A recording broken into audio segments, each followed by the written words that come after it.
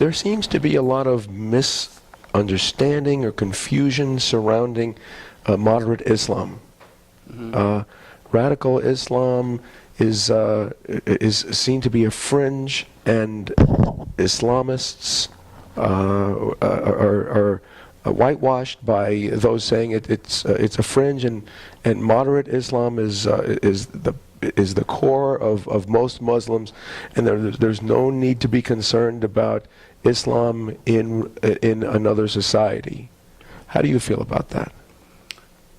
In reality, there is no such thing as moderate Islam. However, there are people who are moderate Muslims. There's a distinction between Islam and Muslims. And those who are moderate, we consider moderate Muslim, are culturally Muslim, which means they don't practice the religion.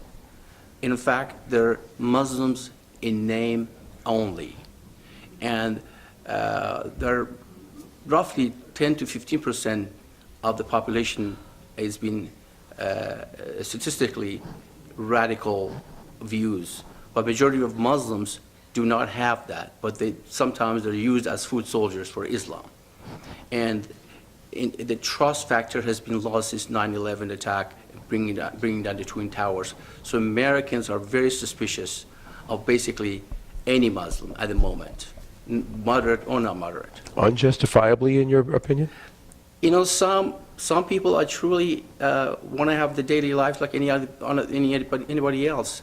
I believe if a Muslim is an American citizen, they're entitled to every, by law, or everything else that other people have. But the radical teaching in the mosques will entice the others to follow. That's the problem. We have too many mosques here, and the people who, imams going to the mosque, teach hate, violence against non-believers. That's something that we have to monitor. Is that a fringe, or is that in mainstream American mosques? It's a mainstream American mosque. That's all there is to it. I have gone to several mosques, and I've listened to them. They preach hate. Their purpose of being here is not to teach love, is not to teach to be good, but it's to bring down the West. This is what they want to do.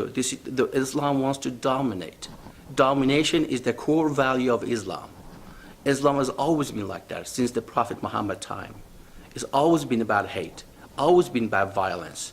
And when Prophet Muhammad created Islam, he brewed a militant cult that is based on violence.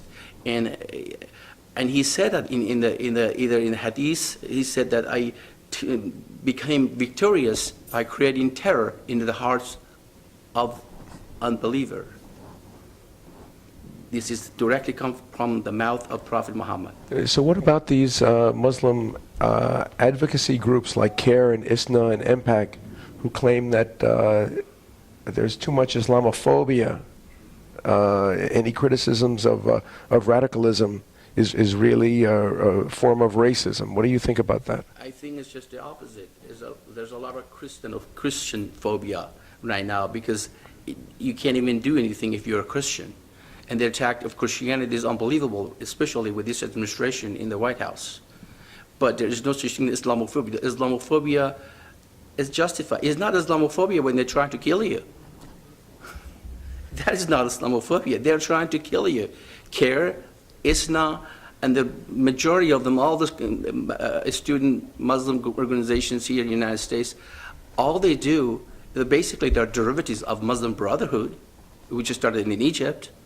These are all connected together. There's a huge network of Islamic radicals around the world.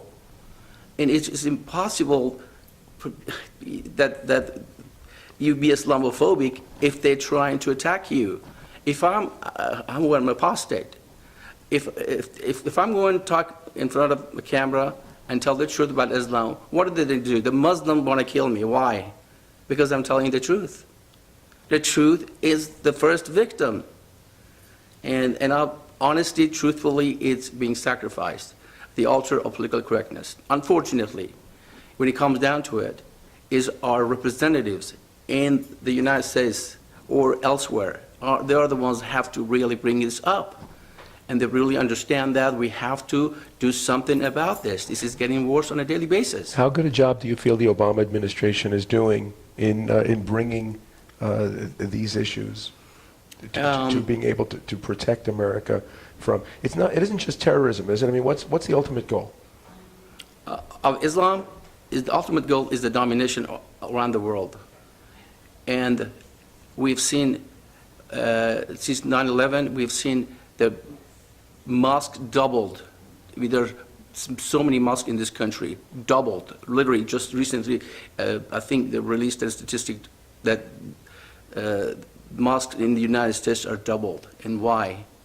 Do you see any synagogue? Do you see any church in Saudi Arabia? No. Saudi Arabia spends billions of dollars here building mosques left and right. On top of that, they're having these books of Islam. They're giving it to the students. They're capturing our youth. Our professors, our liberals, they're helping these guys. They're together, and they're trying to culturally invade America. They're invading us right now, which I call soft jihad. The hard jihad was 9/11 when 30,000 Americans, 3,000 were butchered. So the soft jihad right now is culturally. They're trying to change that culturally, and then when the time comes, they will use the hard jihad, as I say, and they've been using it. There's been almost 20,000 Islamic terrorism since 9/11. 20,000. Around the world. Around the world. Basically, we see it on a daily basis. What's your concern about America now under the Obama administration? Under the Obama administration, it has become even worse. I'm not going to directly blame him for anything, but I'm saying Obama has not done anything. He has sing the praise of Islam wherever he goes. Well, first thing he does, he goes to the Cairo in the Azhar University, praised Islam. He claims he knows Islam from the 3 continents. He says that his background was Islamic. His father in Kenyan background, and all he does is praises that. And what I understand, and I've read in many places, that we have taxpayers actually paid money to build mosques around the world. And this president agree with that. And we have people working in Homeland Security that are devout Muslims. To me, a devout Muslim is not going to appreciate the Constitution of the United States. A devout Muslim, first and foremost, is an ummist, an international citizen of Islam. That's what it brings. That means the allegiance is not the United States Constitution or American people. This is what we have to understand. That's why we cannot have a Muslim, a devout Muslim, working inside the United States government. It's extremely dangerous. Well, it's a very big, it's an important issue that you're bringing up here. When President Obama says that Iran is not a threat to America, as a born Iranian yourself, Iranian, and Iran claims, well, we're not anti-Semitic because we have Jews living in Iran. It's just Israel that we don't like. What do you think is the truth? First of all, you must realize Iran is an occupied nation now. It's been occupied by those who do not like Iran. Islamic Republic is the greatest threat not only to the Iranian people, but to the world. Islamic Republic wants to destroy Israel. Iranian people, who are 70 million people, love the Jews. Our history goes back to the event of the Cyrus the Great free the Jews, and our friendship has been going on forever. We have absolutely nothing against the Jews. In fact, we care for them. History has shown that. But Islamic Republic wants to change that view. But the people of Iran, we have to make the distinction between the Iranian people and the regime. The regime is a terrorist regime. Iranians are peace-loving people. And this is very important for the West to understand that. But they want what they want to do, building the bomb, the nuclear bomb. What do they need that? Is first and foremost to protect themselves from the West, to attack them so they can go ahead and do all they want to do for carte blanche around the world. What do you think they would do if they were able to? If they're threatened, they will use it. It's mandated. It's part of their Islamic ideology. Yes, whatever just ends justify the means. is that Nuclear terrorism? Absolutely. They will use it in a heartbeat. And this is just look what they're massacring. It's the same thing happening in Syria, and they have sent 10,000 elements to the Syrian, and they're massacring the Syrian people. Because Syria is their ally, is near Israel. They want to be their proxies, so they want to be close as Israel as possible. So it's not that the Iranians do not like the Jews or anyone else. It's just the regime doing that. We have to understand that. It's very important. I just heard that the Senator Santorum said exactly yesterday in his speech that Iranians are Persians. Persians historically are friends with the Jews. They have absolutely nothing against the Jews. Well, but haven't the public been brainwashed? Absolutely. I mean, Islamic they're a threat. The Iranian people, the Iranian army, they're a threat not just to Israel.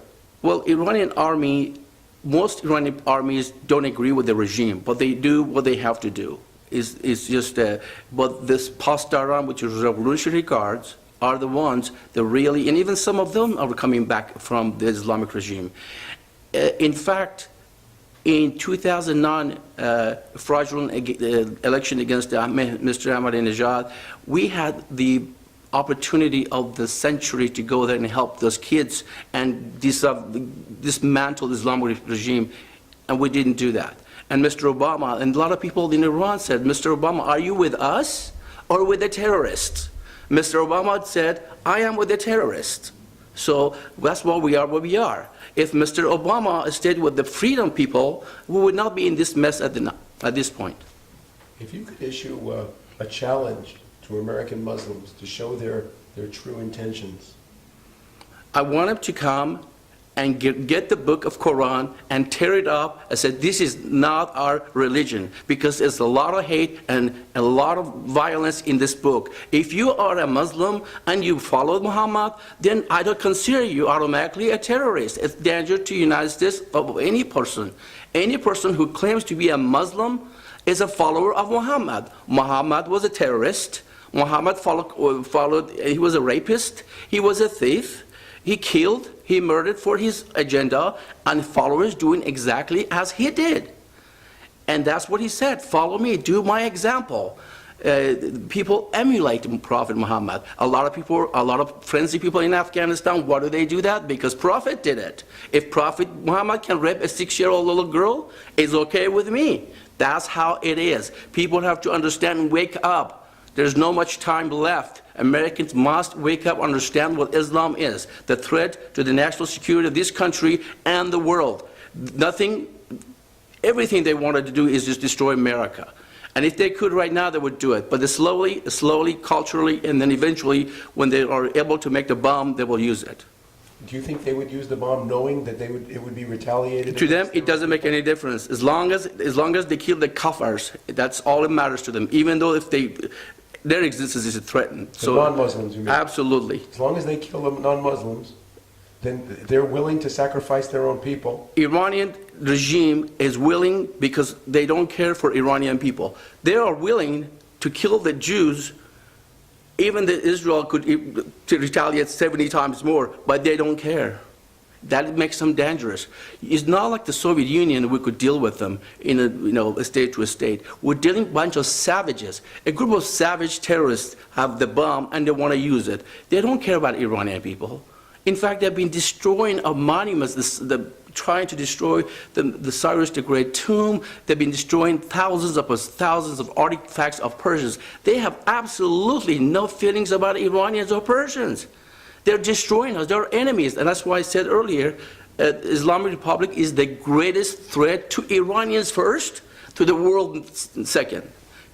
And what about this sect, the Hittites, that Ahmadinejad, the 12th Imam, Mahdi? the Mahdi, yeah.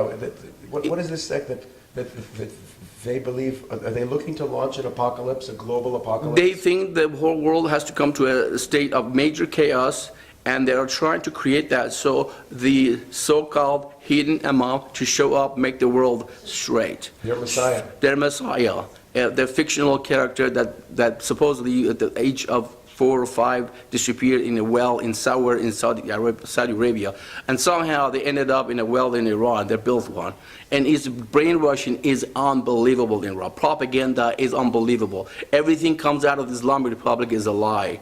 Nothing they can say the truth. They've been talking to the Europeans about the nuclear issue for the past 20 years. Nothing has happened. They keep lying and then keep going and until they have the bomb, and then you're going to say, okay, we're going to respect you, we're not going to do anything about it. So this is what they want. So when President Obama says we want to rely on sanctions to stop Iran's nuclear weaponizing, Sanctions, crippling sanctions works very well. If you stop, really, I mean, you have to have monitor. We have to completely shut down their oil and gas.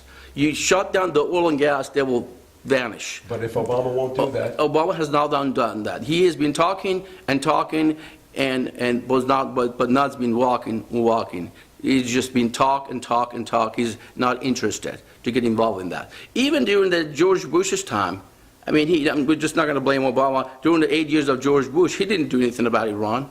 In fact, George Bush went after Saddam and killed Saddam and helped the Islamic Republic, their greatest enemy of the Islamic Republic, and then the Taliban.